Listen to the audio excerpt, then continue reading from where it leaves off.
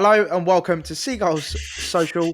This is the third episode. We had a bit of a hiccup at the beginning there, but we are live and direct for you guys. So yeah, it's a big week coming up. Of course, we are playing it against Crystal Palace, so huge game for us, and we will be going through that. But of course, I'm always joined by these two lovely chaps beside me. So Ryan, what's going on? How you been? All good, mate. All good. How are you? Yeah, not bad, mate. Not bad. Been working, doing bits as per usual. Standard. But yeah, no, I'm buzzing for the week coming up. To be fair, and Ben, of course, we are joined by Ben. How you doing? What's going on? I've got a bit of news for you boys. So Oh on God, on Saturday night, I was out with my friends and got recognised for the podcast. No way. Yeah, Really? no word of a lie. Was it the to local be- hobo? Or?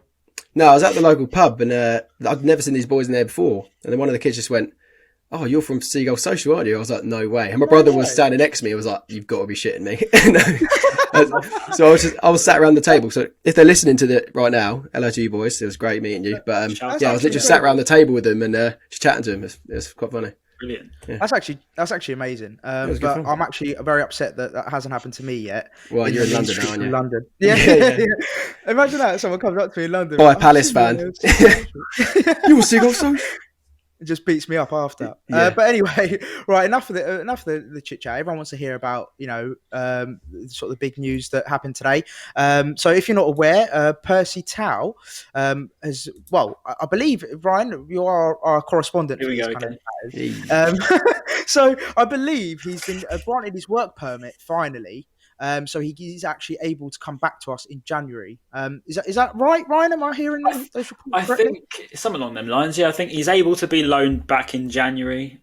Come back from his loan in January. But I don't think he's got his work permit yet. I think they're Okay. optimistic of being eligible for it. I believe. I might be wrong. Okay. But yeah, that's what I think it is. But it'd be interesting because he looks like a good player. He scored against Real, didn't he, in the Champions League? Yeah, in Champions League. Obviously, he hasn't played at a high level, but I mean, league-wise, but he's played in the Champions League. He's looked relatively impressive. So yeah, I'm pretty excited because it's just another option going forward that we definitely need. It makes sense. Like we were kind of thinking, oh, why haven't we signed a striker? So maybe they've been thinking about this, and maybe they were just going to ride their luck and hope that we got Florian Andole and Percy Tau back in Is he more Jan. of a winger though? Isn't he more of a winger though than an out? He can play. Yeah, I think he's right-sided forward. I think it's safe to say. Oh, okay. Can play behind the strikers as well. With Mope and Trossard. Yeah. Yeah. Okay. My only thing with that would be though is if he does play in a three with them, that's like in terms of like physicality and height, etc. They're all quite small. And Yeah. I, don't get me wrong, like that's not a bad thing because I stand at 5'4", I think, or 5'5" on a good day. But it's not a bad thing. But I'd like to see maybe as the focal point as a striker, I want that sort of a bit of physicality, a bit of height, just to have as a bit of a target man. But I don't know. Well, we've signed Andy Zakiri, haven't we? And he's like 6'1" or 2. So depending on how he kicks on, that's an option as a target man situation. I mean, we'll only see how he does, won't we? But yeah. All right. Well, no, interesting. We'll see if Percy comes back, does bits for us, hopefully. But of course, there was some other big news. Sort of affected more than just Brighton. It affected the whole of the Premier League. So I'm sure if you're a football fan, you would have heard about this. But the Premier League have introduced what it's fair to say, boys, like a box office essentially for football. Pay-per-view. Pay-per-view. Yeah. So basically, fans will now have to pay £15 per game to watch their team play. Now, everyone's shaking their heads here. We're all fuming. So, Ryan, kick us off. I know we all pretty much feel the same about this, but what are your thoughts about getting charged £15 a game? I mean, I don't want to come on here and be really negative, but it's a joke, isn't it? Because, I mean, I saw Paul Barber did a big statement and it didn't really read well because I saw he got loads and loads of emails all over Twitter. I saw everyone putting on Twitter they've emailed Barber, and I saw someone did a really, really long one. And he's been replying to everyone, to be fair to him. So you've got to give him credit for being transparent with it. But the choice of words he was using probably wasn't the greatest, saying how football's a product and we're the customers and all that sort of thing. So when I was reading that, I was thinking, it's not a great thing to be saying, especially Barber. Like I've always backed Barber, always loved how well run we are. as a club. Mm. But yeah, it wasn't very inspiring, especially when being told that we're essentially customers. And I know that we are, but you shouldn't Yeah. be saying You that. don't want to be told that you're customers, Yeah, basically. that's what I mean. We know we It's are, that sort of but thing. just don't tell us, please. But no, like, I 100% agree. So first of all, I think it's an absolute disgrace, absolute joke. Like how we, yeah, why? I understand why we got to pay, but £15 for me sounds too excessive, especially every game. But and also as well, the point you made about Barber as well, that sort of shocked me because, like you said, he's usually the guy that sort of, well, the PR team do a great job. They keep him sort of looking, that guy, and all that sort of stuff. So for me to hear that from him was a bit nuts, to be honest. But Definitely. yeah, I don't really know what to say about it because I just think the whole thing's a bit of a joke, and it's just like why now as well? Why have they decided to do it It's now? the worst sort of time, isn't it? I mean, when everyone's in a bit of a situation, it goes to show that these people at the top of football don't act. They're so out of touch with the modern day, and like there's so many people out there right now struggling with jobs, and unemployment rates are ridiculously high. People not making any money for the last 6 months because of the whole pandemic. And what a stupid time to put in a £15 fee to do something you want, to watch what you love. It's the one thing a week that some people look forward to, and it's the one time you can sort of forget about everything else going on in the world, and you just think football's on, but now I've got to pay £15 to enjoy myself again. And it's just, I mean, if we were going to games, it's £15, it'd be great, but we're watching it on telly. You know what I mean? So it's not. Yeah. But the worst part about it is that, like, I think someone done a stat, like if Man United, well, going on the games that were on TV last season, Man United fans would only have to pay like 157. Well, not only would have had to pay £157 throughout the whole season to watch the games that weren't on TV. And if you were a Brighton fan, you would have had to spend like 397 or something like that because we're on TV that much less than Man United. Yeah. But also, the Premier League might be thinking, let's put Man United less on the TV so that more Man United fans will want to get the pay-per-view. Yeah. Oh, no, 100%. I can see they might just start playing the boring games for free, and the good games are going to be a pay-per-view. If you've noticed as well, so one of the first sort of pay-per-view games is Burnley versus West Brom, or West Brom Burnley, and so basically West Brom Brighton, I think. Is it? Oh, I know West Brom Burnley. Yeah, definitely one. And like I've noticed that. So the first, like you said, Ben, the first couple of games are just shit. But then I think they're going to progressively make the good ones. Yeah, like you said, and just basically milk us for all we've got. Yeah, which is just embarrassing, to be honest. And I think it's unfortunately it is just money speaks, doesn't it? It's just that is simply bottom truth is they just care about money. They don't care about us. The thing is, like, is it now the point where it's gone too far? Will fans actually stop giving in? Because Sky and BT bills are ridiculous anyway. You got Amazon Prime that then got released, wasn't it? And it was another payment on top of the payments, and now you've got another payment on top of those payments. When do the fans stand up to this sort of modern football and think this is just getting ridiculous now? They're just literally using fans. Yeah, for 100%. I mean, I completely don't advocate this. So please, guys, please do not go out and do this. But people streaming, what is streaming? Yeah, what's a stream? I've never used streaming in my life. I promise. I've never used it in my life. I don't know what his goal is. I have no idea. Yeah. But no, like, do you know what I mean? I'm not being funny. I think everyone was just going to turn to streaming and illegal. Speaking of streaming, though, maybe legal streaming. So why? I can never understand why the Premier League don't make their own like Premflix or like a Premier League streaming service. I don't understand why they need to get BT and Sky to do it third party. Yeah. If they done it themselves, surely they would make loads more money without having to get Sky. 100%. Imagine the Premier League did a Netflix for football. They'd absolutely rake it in. You'd happily pay £10 a month to watch every game available to you, like Netflix subscription. They'd make so much money. It's mad. So yeah, 100% back you on that one. I still don't think why they don't do it. But yeah, it's mad. But yeah, anyway, so also as well, just on that sort of topic of the whole Premier League sort of trying to basically jazz things up in the wrong way. We've also had recently sort of the Liverpool and Man United, the two big clubs in the Premier League. They've been sort of the pioneers or at the forefront of a sort of wholesale changes. So they want to reduce the Premier League to 18 clubs.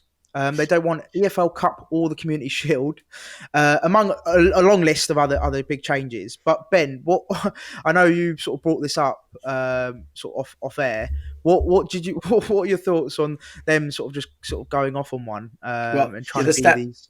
Yeah, the standout thing for me, looking at it from a Brighton perspective, is the relegation. So as 2 teams get automatically relegated, and then the 16th place, if there were 18 teams, would then go into a playoff with the 3 championship teams that were in the 3 playoffs. Right. Yeah, so then you'd have to compete in the playoffs with the championship teams, which is just mental in itself. It's similar to Germany, isn't it? I think Germany have a very similar style. Yeah, Germany do that. Yeah, yeah, you have a playoff other countries. Scotland do as well. So, Scotland do the SPL do that. Yeah. So, what do you think, Ryan? Do you think that's a good idea or is it a bad one? Or? I think it's just another one of those top 6 favoritism things, isn't it? I mean, they said that this is going to benefit the top 6, the longest serving teams, and the biggest clubs in the league. So, I think from the so-called lesser teams, I think it's Newcastle, Southampton, Leeds. And a few other, Aston Villa, I think. So those clubs are going to be benefited because they're small. Sorry, they're big clubs in a smaller position. You know what I mean? Yeah. Whereas us, we don't get any perks of this pretty much whatsoever. As far as I'm concerned, I mean, people can correct me if I'm wrong, but as far as I'm concerned, there's next to nothing that's going to actually benefit us whatsoever. And this thing is literally just another way of the top 2 clubs, Man United and Liverpool, the top 2 clubs in the country, essentially taking over the top flight. Yeah. If you think about who are the people who have actually made this proposal, like if you think about the Man United, they're the Glazers, right? American owners, and then what was it? Fenway Group are owned by Liverpool. Both Americans American owners, sorry, that are putting this proposal for English football. Like, how is that a thing that makes sense? At all, honestly, it confuses me so much. But that's what I was going to go on to. It's like, obviously, it benefits the big clubs, massively because they're the ones pioneering it. They're the ones coming up with all these changes. They're getting rid of parachute payments as well. They're getting rid of it. Yeah, that's scrapped. No way. So clubs that come up and down won't be making that money. So, when the club goes down to come up, sometimes they tactically go down to tactically come back up. Like your West Broms, the yo-yo team. Yeah, but they get a big payout and then they've got another 100 million banked for when they come back up. So essentially, it's almost making this magical Premier League, like it's essentially segregated from the rest of the football league. Yeah, but, it's like, it's like disadvantaging every single small club. Yeah, it's like the political, like it's sort of become like political parties. You got like your Tories and your Labour, and they're trying to sort of the poor and the rich kind of thing. They're trying to make this divide with the smaller clubs and the bigger clubs. And I just don't think, like, especially Brighton. Let's be perfectly frank. We're not a huge club in terms of stature, fan base, etc. We are one of the the smaller clubs, so to speak, in the Premier League. Yeah. So the fact that all these rules are just basically there to hinder us, it's just obviously not in our best interest at all. No. And the name of it, that's the bottom line. The name of it, Project Big Picture. Like, how much of an arsehole would you have to be to write that down? Yeah, this is the bigger picture, guys. This is football teams giving it to the Premier League. Yeah, you're doing it really wrong. Here's our big picture. Yeah, like you said, it's just people. It just seems like they're just very out of touch. Probably, 100%. They're in their 60s, 70s. Probably, very old school approach to football, and they're just sat there in their high towers, just living the dream, but they don't realise the fans and like I said, the smaller clubs, how much it'll affect them. So yeah, it's all a bit nuts, to be honest, but it'll be interesting to hear you guys listening, if you agree with us, if you don't agree. So if you're watching on YouTube, make sure you put it in the comments, and if you're listening on the podcast, maybe just tell a friend to voice your opinions to them. I don't think you can comment on podcasts. So yeah, just voice your opinion to them. And also like and subscribe if you're on YouTube right now. We have I think like 80% of our viewers. 80% of our viewers weren't subscribed. So yeah, 80% of you listening right now, if you don't subscribe, I'll never speak to you again. So disgraceful. But yeah, that's our little piece on that. So that's our opinion and how it will affect Brighton. So going forward, so of course, it is international break at the moment, so not much. Well, no club football's going on, and so we've got the international stand-up performances. So we had a little focus on the two new additions to our team. So, of course, Moda and Karbovnik. I believe I'm saying that correctly. They both played for Poland, and Moda got an assist and was man of the match. Now, I didn't actually watch the game itself, but I heard very, very, very reviews. Did any of you watch the game at all? Didn't watch it. I saw the goals and assists. That assist. Of That the games, assist. Love that. Love that, Ryan. Love that. Schmeezes. What was it saying? What did he look like? Moda looks class, like really, really good. He looks like that sort of holding midfielder we need, to be honest, like that bit of technical excellence, you know. And Karbovnik, I heard that he was really good. Apparently, he's very, very, very quick on the left side, and he's good at putting a good cross in. So it's essentially another Tariq Lamptey on the other side. So that suits me. That's exactly what we need. Decent. But it's mental, isn't it? Like, I think when it came out most recently over the international break, that we fought off Bayern Munich for his signature. Yeah. I think because they refused to give a loan back, and we did. Imagine Bayern Munich were in for him, and now we've snapped him up. I can't believe That's mad, isn't it? But with that, I don't understand though. So surely Bayern would have just taken a punt on him, and why do they need him so desperately now? I couldn't understand that either. I'm a bit Maybe they wanted to confused loan about him out to a German team just so that he can get some Maybe. experience in their league. I imagine something like that. Yeah, Big club mentality, probably. Yeah, they just didn't want to give in, did they? They just were like, "Yeah, go on, we'll give you anything you want. We'll do it. We'll do it. Portable, please." Yeah, literally. So no, that was really, really positive from our end, and of course, Malumbi as well for Republic of Ireland actually won man of the match, and he was a stand-up performer. And again, that's really, really encouraging. It seems like all our young lads are. Well, it just seems like we've got so much going forward in the future. And Malumbi's an interesting player. Like, I personally haven't seen much of him. Also, I know he was on loan at Millwall last season, and they tipped him. Well, I think he was one of the best players in the Championship, like in his age sort of category. So it'll be interesting to see how he develops. It just going forward, Ryan. What do you think? Do you think he's got a chance this season to play, like in terms of the competition in the midfield? I mean, I don't see any reason why not. But at the same time, you couldn't drop Basuma or Azate. But I remember watching him in 2017, I want to say 16 maybe. And I remember I watched him and I just thought, like, I remember, you can go back on my tweets if you want, if you don't believe me. I'm all right. I'm all right. Yeah, I'm all right. I'm all right, Ryan. No, I said, like, I watched him and I was like, yeah, Malumbi looks really, really, really good. And it was at the time when Ben White was in the youth as well. But yeah, Jason Malumbi caught my eye that night. And I don't know whether he'll get more of a chance this season. Maybe he'll be in and out, sort of subs, few appearances here and there. I don't reckon he'll be starting, but according to Millwall fans, they'll tell you that they love him. He was a great player for them, and yeah, he looks a great player, to be honest. It just shows how much depth we have in the centre midfield. Like we've got Lallana, Pascal, Proper, like you said, Alzati, Basuma, Malumbi. I suppose Max Sanders can play there as well. Probably missed out maybe one other player, but Alexis so much depth. McAllister. Yeah, Alexis. I suppose he can play that deep. Yeah, crazy. Yeah, it's mad. Well, yeah, it's all, as a Brighton fan, as we all are, it's really, really encouraging to see like those young players stand, like to do it on the international stage for the first team. Like, that's mad. Like, bearing in mind what they're all sort of around the 20-21 age mark. So yeah, to do that is having international players, would we, once upon a time, and now all of a sudden we've got a whole side full of them, and a whole squad of them. Yeah. We don't talk about that. Oh well, yeah, that's another podcast, Ryan. That's a whole nother podcast. That one. We won't talk about that. So that was the sort of international roundup. And next we go on to, of course, for all you FIFA heads out there, the new FIFA 21 came out this week. And we are going to have a look at the FIFA 21 ratings, not for the whole squad, because we'd be here for about 4 days, but we're going to look at sort of specific players that we've picked out.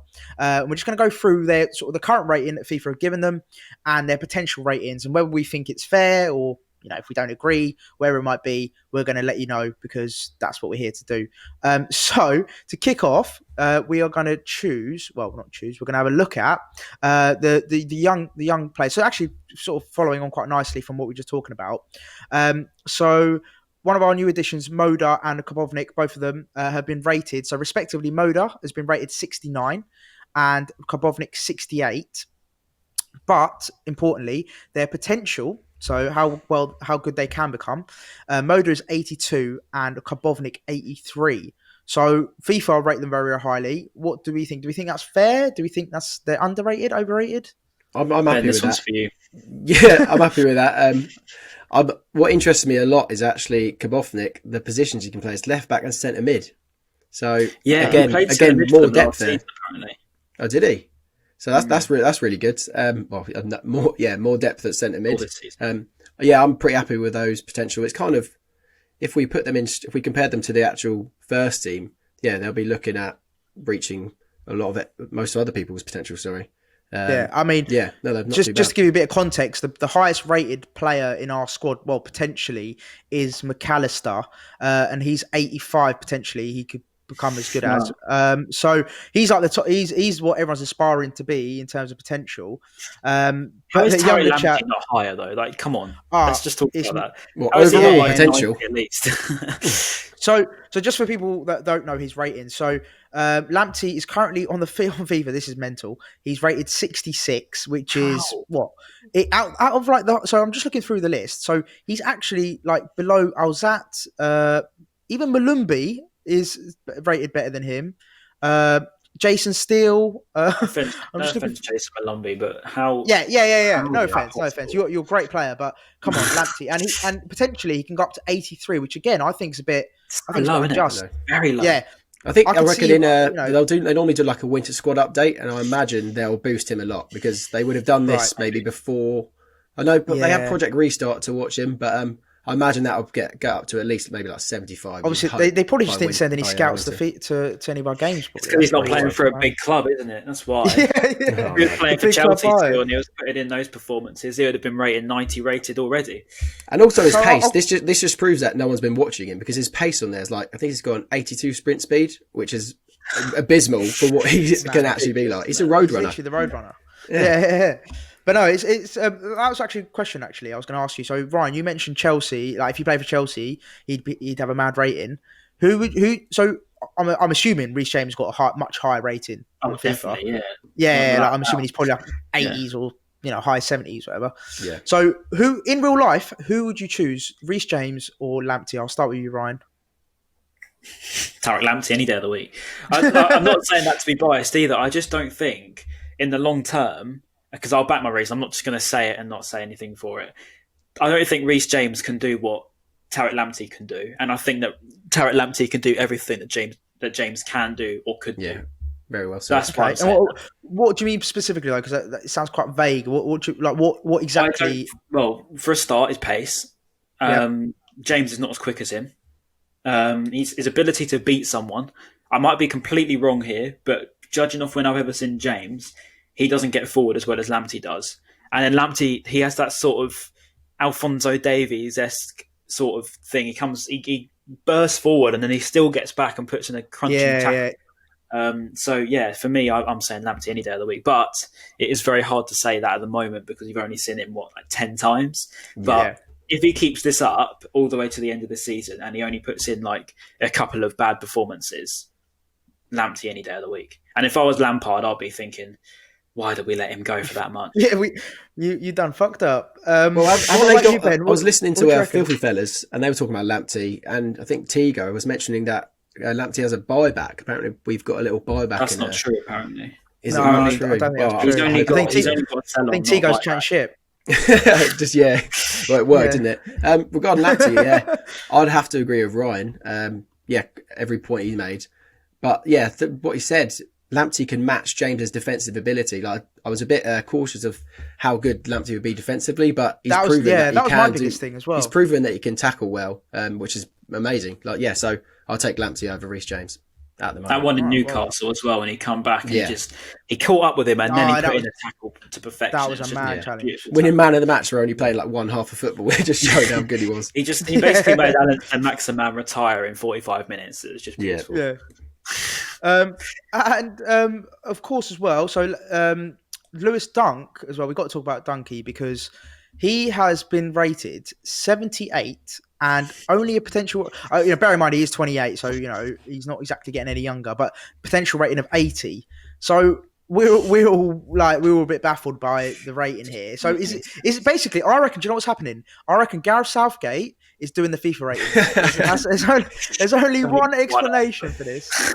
I'm not having it. I'm not having it. What is going on, EA? You need to give us some answers because, I personally think Dunkey should be at least 82. I think that's a fair rating. Yeah, minimum 82. Just because, we don't need to say it, but his range of passing, his defensive ability, his the way he's so brave when he goes to jumping for tackles, putting his head in the way. He's basically is his chest. He can there's a ball coming over from miles away, and then he just chest it. And you'd think anyone else is trying to header that away. Duffy's headed that miles away, and he just brings it down on his chest and he plays a simple ball out. And it's just just moments like that. It's just moments of class.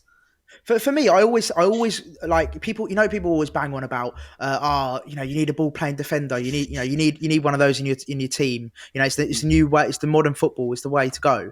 I don't think there are some better, but in the Premier League, I think he's one of the best with the ball at his feet. The way he can just spray a pass. I'll never forget. Was it last season against Watford in the first game when he done that through ball? I was like, for a centre half, that's just silly. A centre half should not have the audacity to do that. I think he has. They have actually upped his passing stats, that's one thing I noticed. What, to 70? Yeah, I think it's like mid 70s, long pass. Really? I think I was only joking as well. No, that's good, isn't it? Compared to what it was before, it's probably 50 before. But they've actually improved that, which is good. Yeah. But no, I think we've been, I think, very unjust on Dunkey there. We're not happy with that. We're not happy with that at all. And then finally, we're just going to cover a couple of other sort of up and coming some of the younger players. So obviously we've mentioned briefly McAllister. We're also going to talk about Zakiri and Baluta as well. So let's start off with Baluta and Zakiri. So they're both 21, respectively. They're different positions, admittedly, but Zakiri's rated 66 and Baluta 71. And potentially Zakiri can go to 80 and Baluta 82, which is quite high considering. Considering we've only seen him once in the Carabao Cup, he's still got a pretty good potential, hasn't he, Baluta? I think he played against Bristol Rovers, didn't he? That was his still rated higher than Tariq Lamptey. Oh yeah, everything's going to be compared to him. Mental. But yeah, it's interesting where they That's one thing I actually do think is do you think the scouts so the FIFA? Do you reckon they watch them over a prolonged period of time, or is it they just come to one game and be like, yeah, fuck it, we've watched him play once, he looks all right, let's just bang him down for a 70, potentially 85. I normally have an opinion on that, but I actually have no idea how they do this because it's so inconsistent. One player will be unbelievably rated and have an amazing potential, even though we all know that he's not decent. and then Baluta, 82 rated. Where do they get that from? I know he was promising when he signed a few years ago, but he hasn't shown any kind of promise that he was going to make it.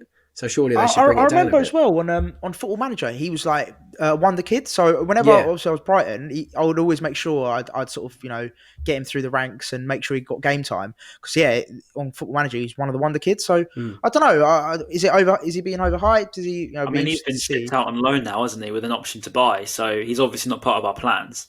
So that's a very good point. Where's he gone? Dynamo Kiev? Is it? Yeah, Kiev, I believe.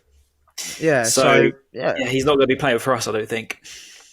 Yeah, well, I always find it quite I don't know. Obviously, it's much more than what we see. So you always see at training, people you don't know what their attitude's like. You don't know if they train badly. All these kind of factors we don't know. So potentially it might be a lot more than we sort of see. But yeah, fingers crossed. If he does potentially go amazing, if he does become amazing, then let's fingers crossed he's with Brighton. And then finally, McAllister, he's going to be potentially our best rated FIFA player. So what do you think about that, guys? McAllister, do you think he's a real deal? Sorry, Ben. Yeah, you say that, Ryan. I don't know. He started relatively mediocre. But then I think in the Carabao Cup he showed that he's got some class. He showed that he's not a championship player because he obviously tore apart everyone he played against. So he's shown that he is Premier League quality. He was class out in Argentina. And they rate him very highly. Obviously, he gets called up, and in his position, they've got Dybala, they've got Messi. So, if he's being selected amongst them, he's obviously got a lot about him. So, there's no reason why he can't be a top player for us. Yeah, and obviously did it against. Well, I remember the Arsenal goal as well when Mopai scored. He was instrumental in that as well. Yeah. He's had little moments where he's sort of shown himself that he does have it in him. And he's 21 years old. Like, he's got so much time, and it's a new country, cultural. Yeah, yeah. He looks about 30. He does. But no, obviously there's a lot of cultural differences as well. He's settling in. There's like I said earlier, like there's a lot of factors that could potentially be that we don't see. So yeah. And one for the comments, Jahanbash, 74 rated, and FIFA have given up on him because his potential was 74 as well. So apparently there's no room for improvement. So sorry, comment section. Yeah.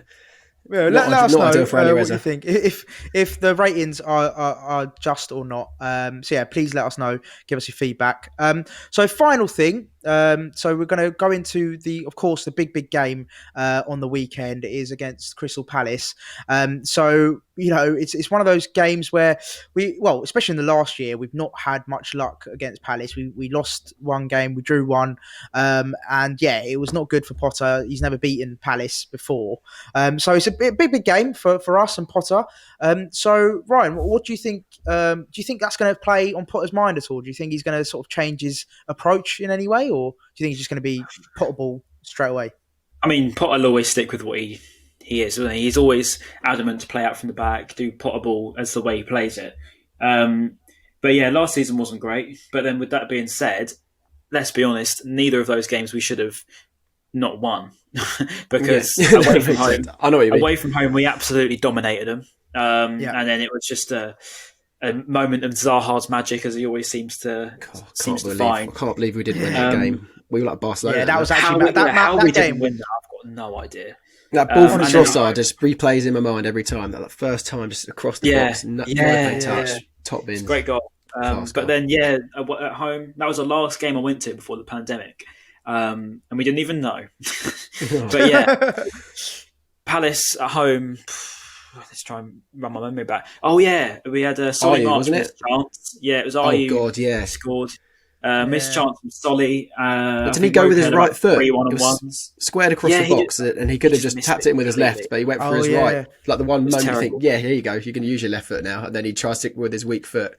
It's terrible. When I saw it, he was like, isn't it? Because I just thought that was going in. Like you didn't think anything else, and then all of a sudden we need redemption time now. We need him to turn up and bang one in. Hopefully, but I mean, I agree, Ryan. I don't think Potter's going to change it. I don't think he needs to. The reason why I asked that question was just to be interested to see if those past couple of results have affected him. But I don't. There's no reason for him to do it. I don't think. Like we're not. We haven't been. Our form hasn't been amazing this season. We've won one game. On paper it hasn't been great, but performances. Yeah, I know it's so easy to say, but performances have been good. I was just about to say. Yeah, that's what I was just about to say. Like we've been pretty good this season. Especially against United and Chelsea and Newcastle, absolutely destroyed them. So there's no reason. I mean, they've got McCarthy out, and apparently Palace fan. I spoke to a Palace fan about it, and he said he's not very happy about that. So yeah, we're facing a Palace side that. All due respect to Roy Hodgson, I do like him, even though he is a Palace boss. But I mean, we should be. I'm not going to say it. I'm not going to say it because it will just. You were about to say something. Yeah, you were saying we should be. I'm not saying anything. What I'm saying is Palace at the weekend. I'm nervous. I'm always nervous for Palace. Shame we're not going and up the Albion. Yeah, I think they will. I think they'll be missing that duo in midfield, the McCarthy and MacArthur. Yeah. Both of them work so well together. So him missing out will be great.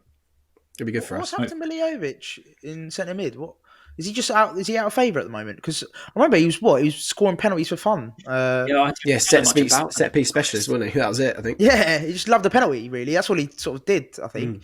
But yeah, it's interesting to see that if that is true, like about him missing the game, we're interested to see how they set up, if they set up differently. But we've got to talk about their new signing, Eberiche Eze. Now, I've watched him play in the past. I think it was when he was at QPR. I remember him playing against Stoke one game, and he was just incredible. Like, I was just sat there in awe. And I think it was one of the first time I watched him. And he's just an incredible player. The way he picks up the ball, runs at you, he can take you on. He'll make you look like a mug. Who would you compare him to as a player then? For some people that are listening that haven't ever seen him play, who would you compare him to? Do you think? That's a very good question. I mean, I don't want to use the most obvious one. Of course, he's partner in crime, Zaha. Now, like he is very much like Zaha, a bit more stocky, a bit more sort of what's the word I'm trying to look for? Bit bulkier, but he's a bit more bigger than Zaha. But no, I very liken him to Zaha or like a Balassi. He's very sort of Crystal Palace formula. Palace winger, yeah. Yeah, he's one of those typical winger, like your Balassi Zahas. He'll take you on, he'll make you look like a fool, and he's actually got an end product as well. But that's the key thing. He's not like your Aaron Lennons or your Theo Walcotts sometimes. He's got that end product in him. He can take you on, and he can actually produce as well, which is what worries me. He was in a lot of my friends' wish lists in the summer market. We always, every time in our Brighton chat, we always do like our wish list, and most people put Eze in there. It just shows that he's good signing. I was just about to say, like, fair play to Palace. That is a huge signing. Like, such a good signing for them. But what I want to ask is, do you think we could have signed him, or do you think we needed him? Do you think he could fit in? I don't know where does he go. I mean, again, I'm not going to try and make this out of context and be clipped out again. I like Trossard. Maybe if we didn't have Trossard. And it's hard to kick Trossard off there. Maybe on the other side, I don't know how it would work. I don't know. I'm not the manager, so I can't say that. But I believe in whatever the decision was. I feel like though, especially off the bench, because he don't get me wrong, he should be starting week in week out because he's a very good player and I rate him very highly. But I feel like an Eze, like if we had him off the bench, imagine him coming off the bench to just change the game. Like if Trossard is struggling or Mopai not on it, or any one of the front three. Imagine just having that option off the bench, an explosive player like him. That's hopefully what Percy Tau's going to bring. Hopefully he'll be that kind of that replacement that we are looking for, that explosiveness off the bench. Fingers crossed. But also go on. Go on, man. Okay. No, well, I was going to go. Speaking of players, new players. Well, kind of new players. Do we reckon Adi Zakiri will be featuring at all? Depends if he gets his clearance, doesn't it? I mean, if he gets his clearance, then he might be on the bench. I don't think Potter's the kind of person to throw him in. I but if he's on the bench, you've got that sort of feeling like if he is on the bench, if he is fit for it, cleared for it, you feel like, I don't know, that sort of debut day, derby day, that striker feeling, like he'll come on, he'll be fired up. And if he comes on and bags one in front, well, actually, there's no fans there, is there? But if he comes on and bags one, that'd be brilliant, wouldn't it? No, don't get me wrong. Like that, I would love to see it. But the things you love to see. But I don't know. I've got a weird feeling about Zakiri. I just don't feel like he's. I don't know. Not that he's not ready. Because, like I said, I haven't watched him enough to sort of give a fair sort of verdict. But I don't know. I just don't know if he. Is that like, can he come in straight away again? The whole cultural thing, he's just moved. Like, is he settled yet? And all these kind of questions just pop into my head. But honestly, I would love nothing more for him to come off the bench, bullet header, see you later, Hennessy, and we win the game 5-0. Like, that's the thing, is the unknown, isn't it? For the defenders marketing, it's the unknown. They don't know him, so it might scare them a bit. But like you said, Ryan, it would be great headlines, wouldn't it? Zakiri debut, bags a winner against Palace, definitely at Selhurst as well. No, I know there's no fans, but it makes it even sweeter. Yeah.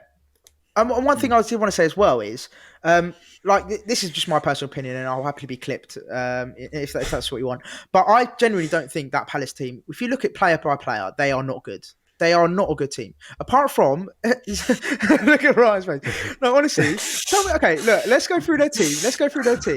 Yeah. You tell me who is like let's say a top 10 Premier League player in that team, apart from Zaha. So take out Zaha and Eze. I'd say who is actually that good.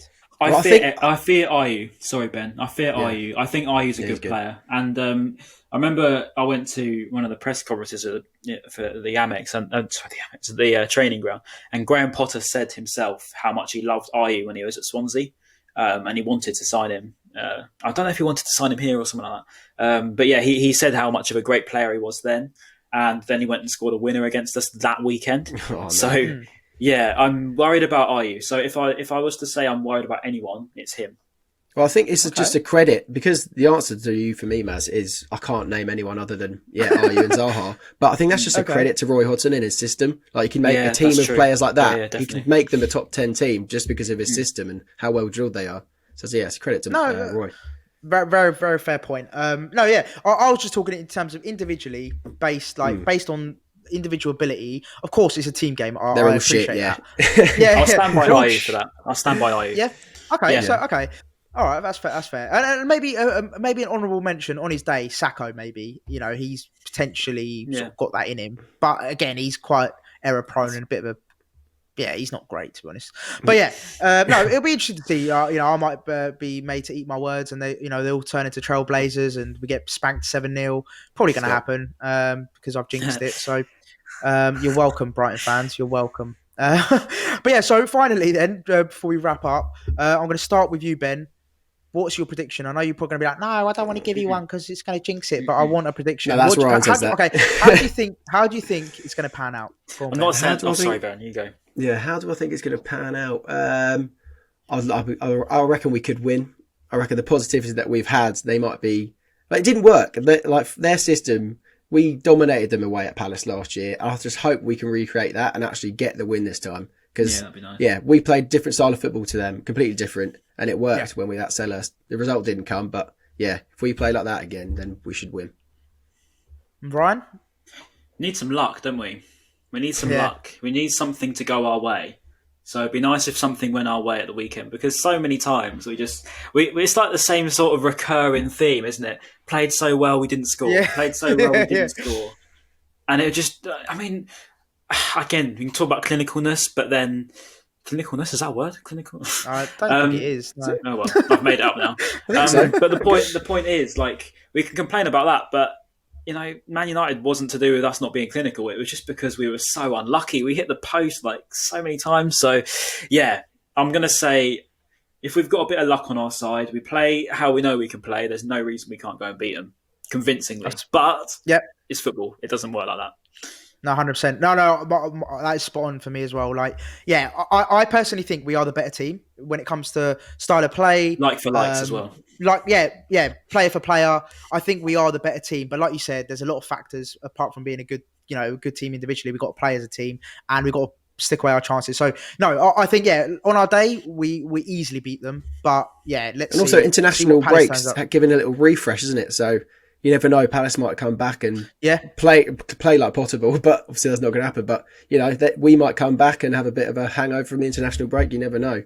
I guess the form from the Premier League the past few games has kind of gone out the window a bit, isn't it? So we start again. Who knows? But no, we shall see. Just to wrap up, we have got a very, very special guest for the Palace post-match. So we are going to be having HLTCO. So I don't know if everyone on Twitter might have seen him. He's a very, very big Crystal Palace fan. So we're going to be having him on the next pod. So that's going to be very, very interesting. So all the fallout could be a from sticky Palace conversation, couldn't it? Bit of a sticky one still. It was a very awkward pod. Yeah, depending on how it goes, it could be an absolute cracker. So yeah, that's going to be a really, really good one. We're going to have a big Palace fan as our guest for the next pod. So make sure you tune in for that. And of course, finally, make sure you follow us up on all our socials, Seagulls Social, and of course, listen to it, stream it, like and subscribe, boys. Like and subscribe, boys and girls, because 5% watching and listening were girls. So shout out to all you ladies listening. So yeah, love that. Thank you very much for another Seagulls Social. And like I said, we will be back next week for the Crystal Palace special. In a bit, guys. In a bit.